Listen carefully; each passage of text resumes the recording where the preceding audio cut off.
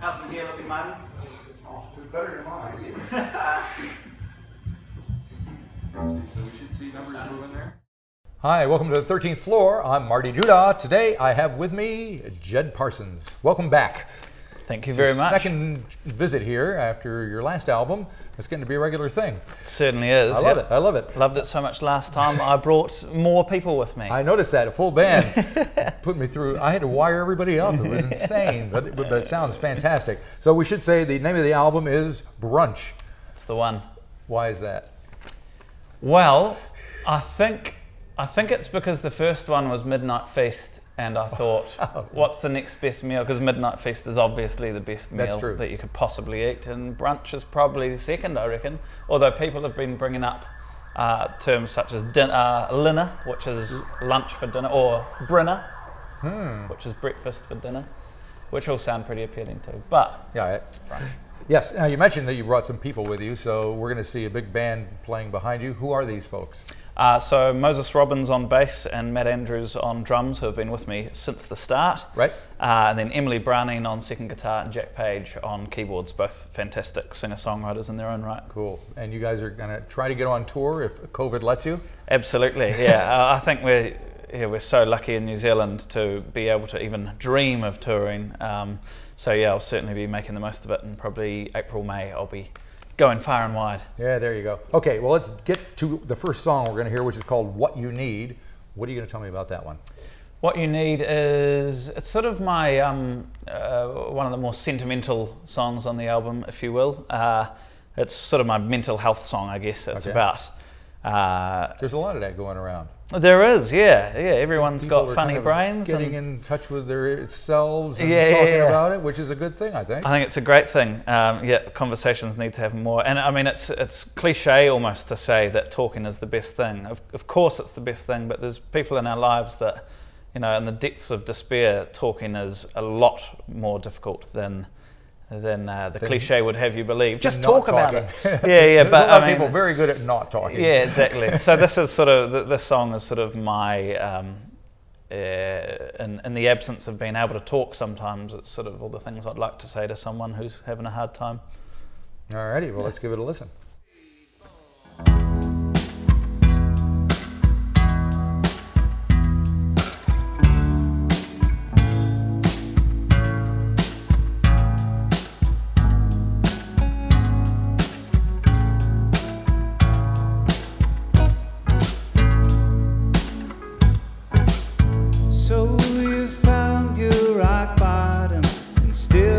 Feel nothing's beneath you now.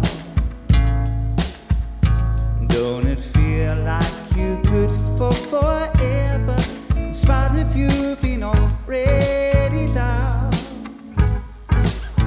Oh, when love feels nostalgic, well, that freaks you out, 'cause you need it now. If there's ever to feel grounded, let it be now. You know what you need, no need for these secrets. Keeping secrets never get you clean. You know what you need, no need for this darkness. Darkness never was something to be. You know what you need, you know that you're only the same dark you do. Dark that don't belong inside your world, still it feels part of you. Sometimes things that aren't real become realer than anything good for you. I know it's taken too long between calls, but look around, people bleed with you. You know what you need, no need for these secrets. Keeping secrets never get you clean. You know what you need, no need for this darkness. Darkness never was something to feed. You know what you need, no need for these secrets.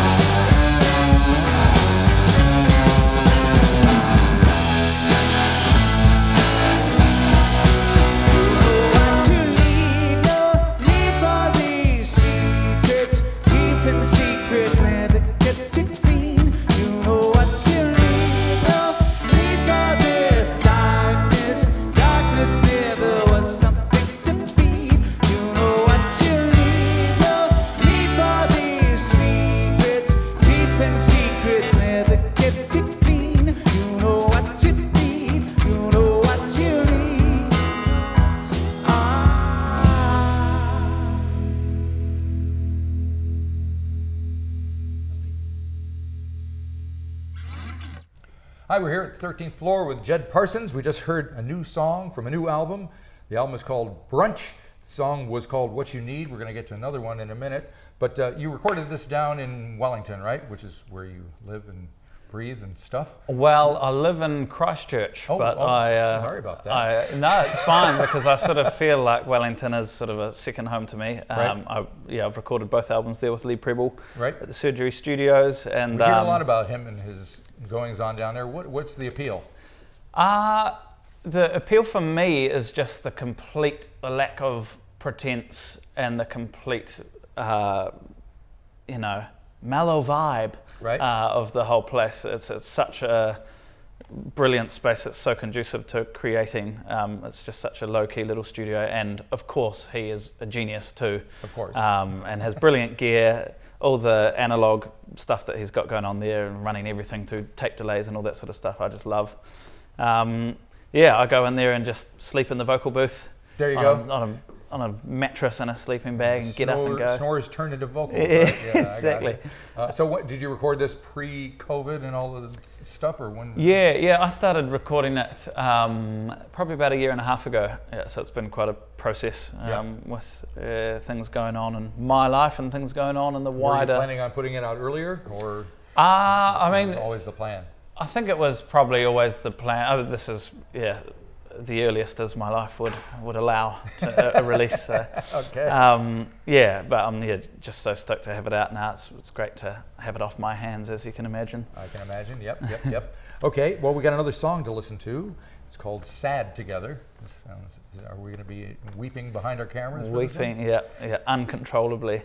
"Sad Together." It's about. I've chosen all the sentimental songs, haven't I? It's about apparently so. It's about being in a loving relationship, and the highs and the lows that can come with that. I think if you can experience the whole range of emotions with someone, I think that's only for the better of your relationship and the better for you as a person. There you go. There you bloody have it. Oh, well, let's give it a hear then.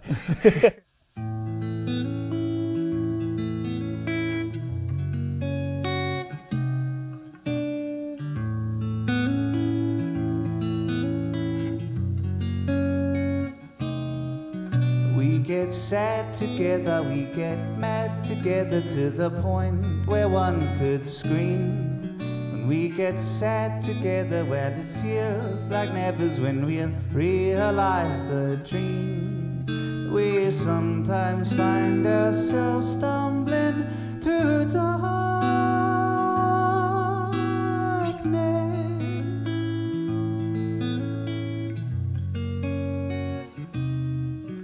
We get band together from revealing other than what we're supposed to be. We get sad together 'cause sometimes it's true that things are not the way they seem. And when we find ourselves stumbling through darkness, ourselves get to the point of thinking we'd be better off alone. We'd be better off alone. 'Cause when we fall, we won't ever stay down too long. It's part of the process. There is color on the other side.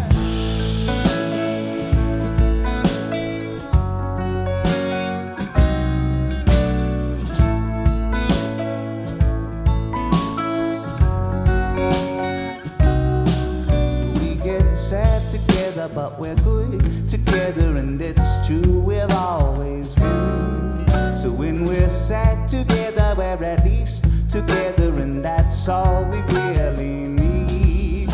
And when we find ourselves stumbling through darkness,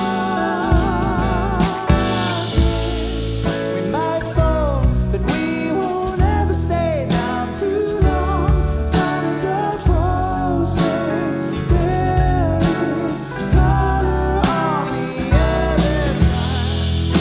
Ourselves get to the point of thinking we'd be better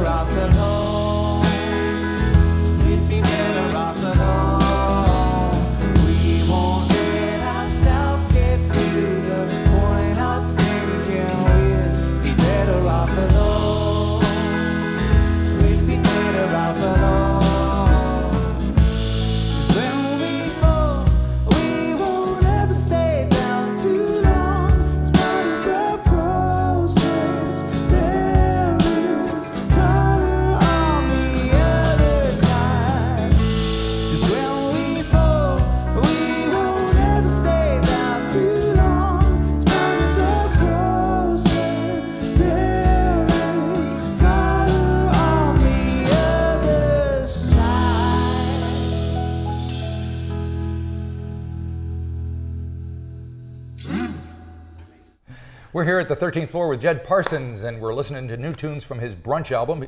He and his band have kindly come around and played them for us day before the album is being released. You got nothing better to do than hang out here? Exactly. Yeah. Well, I mean, it was looking for a while like we were going to be stuck at home. Well, and so this is second worst. Yeah, exactly. Stuck at my home now. No, I'm glad you're here. I mean, it sounds great in here anyway. Great. And yeah. Bringing a big band, I just love when that happens. Although it's a lot of work, I must say. But I think hopefully we're going to make it sound good. Fantastic. Yeah, I'm sure we will. Have you guys had a chance to play much together during all this? We've been playing a wee bit lately. There was a big dry spell when I was sort of just planning the album and having babies and all that sort of thing. As you do. Yeah, as you do. But yeah, we've been playing a lot lately, and yeah, we're very much looking forward to getting out on the road and sharing it with all corners of New Zealand is the plan. Well, this is the place to be, because I've been doing Zoom interviews with people all over the planet. They all want to move here. Yeah, of course. It's like the only place where you can do even any gig at all. Yeah, so, yeah. I mean, we have some bumps in the road, but we're getting through it, and it's definitely worth it. So it's good. All right, we have another song to listen to, and this is the movie night song with the K on it. So explain how that all came to be. Well, I mean, simply put, it was a time when we said, "What's this song called?" And someone said "Movie Night," and someone said "Movie Night with a K," and we said, "Yep." And then never got around to changing it. I've got no idea. Oh man! Yeah, no, that's how we operate a lot of the time, is silly jokes that turn into reality. I mean, the whole song is case in point of that. It's a very silly song that somehow managed to sneak its way onto the album. Yeah. So we're releasing an album in this day and age under these bizarre conditions. What do you hope for it? I just hope that as many people hear it as possible, and I hope they're listening on good speakers. That's pretty much all I care about. You know, it's all on the phone and yeah, exactly. It's got to be depressing as a musician. Well, yeah, it's interesting because there's so many things that musicians kind of hate in the way that people consume music, but at the end of the day, it's the people that are consuming the music. So that's true. Apparently, I've heard that artists like Drake apparently are getting their songs mastered specifically to sound good on phones because they know that's where everyone's listening to it. And actually, that's not a unique or new idea, because back in the day, in the 60s, when everybody was listening to stuff on transistor radio in their cars, the engineer would actually mix and then go out into the car and listen to it on a cassette or whatever, so they could play it. So I mean, that's just the way it is. Yeah. And most of those sounded pretty good, you know. So they knew what they were doing. Well, we'll see if this works out. Did you do any of that malarkey, or no? Not really. It was just sounding good in the studio. And I mean, in the studio, you always have your A, B speakers, so you've got your really nice monitors and then some crappy ones. So there's a little bit of that. If you can make something sound good on the B speakers, then you're doing all right. All righty. So we're gonna hear a movie night. Anything else we need to know about it? It turns out it's my Christopher Nolan diss track. I talk about Interstellar and Inception. I didn't realise they were both directed by the same guy, but it's a song that I wrote about movies that I didn't understand and getting cross at people for pretending like they understood them. So all right. My song to make myself feel better. Okay, well hopefully we'll see you guys on stage some place where we can all see you together at some point. Absolutely, yeah, sort of April, May is the plan. April, May, very good. Thanks for coming up here. Good luck with the record. Thank you very much for having us. My pleasure.